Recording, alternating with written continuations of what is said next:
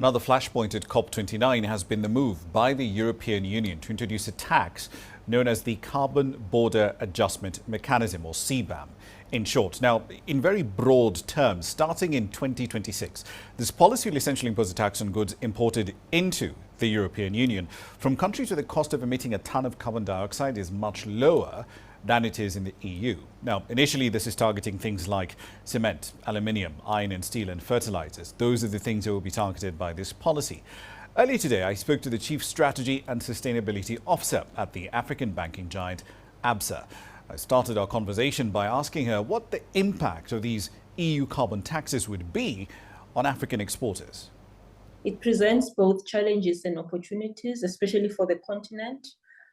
So the compliance costs, when you look at them, and also the potential for trade disruptions, could disproportionately impact African economies, especially those that are reliant on exports to the EU. However, at the same time, CBAM, which is popularly known, could serve as a catalyst for the continent to embrace greener industries, by attracting investments into the continent. And also, we can also position ourselves as a continent, I think, within that global green supply chain.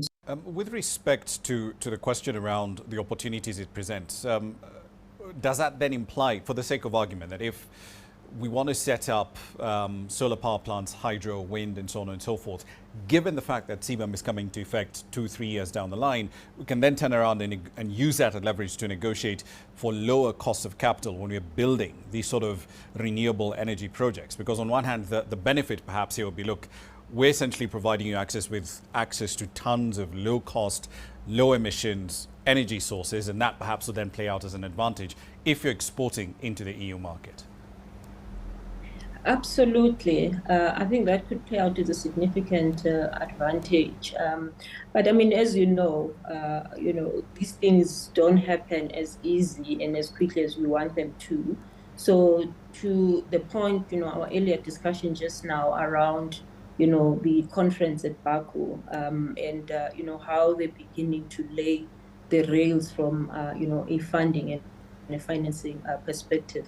My view is that, you want an acceleration of those conversations so that they can assist, with the continent, to develop the infrastructure that's needed to ensure that we don't lose out on the opportunities, as well as our competitiveness, I think, as a continent, because that is important in ensuring that we can sustain people's livelihoods and also transition, safely through this process.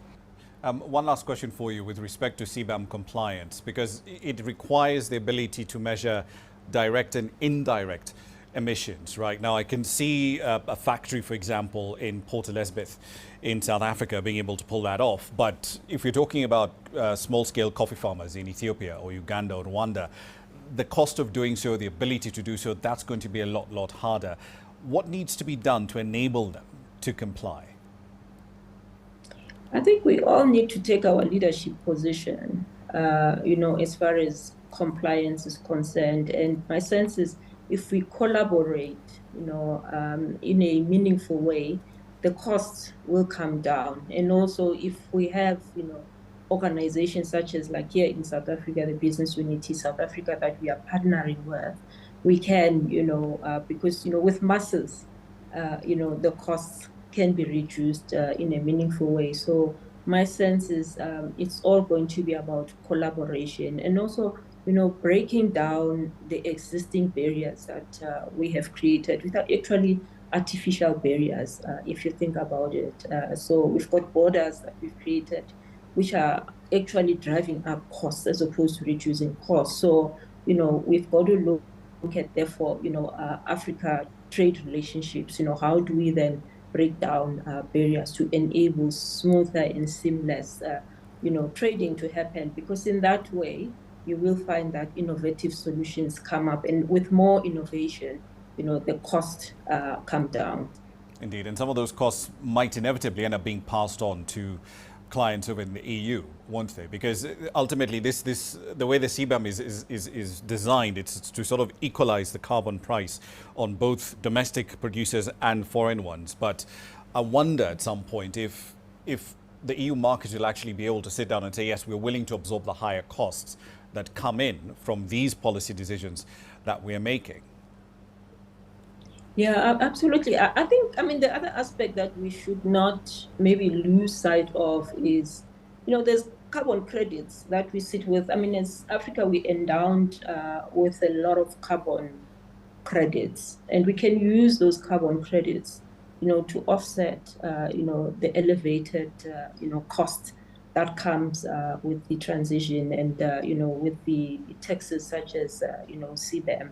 And then if we use them smartly, and to our earlier point around collaboration, if we collaborate smartly, we can find ways of how to reduce the cost and, equalize, I think, ultimately the landscape together with, the EU, and ensure also at the same time that, policies that are implemented, are implemented in such a way that, they favor our situation. And to a large degree is we've got to make sure that we are a part or right in the middle of those conversations. Because if we are not in the room and advocating for our own, challenges and our own outcomes, things are not going to happen, by their very nature.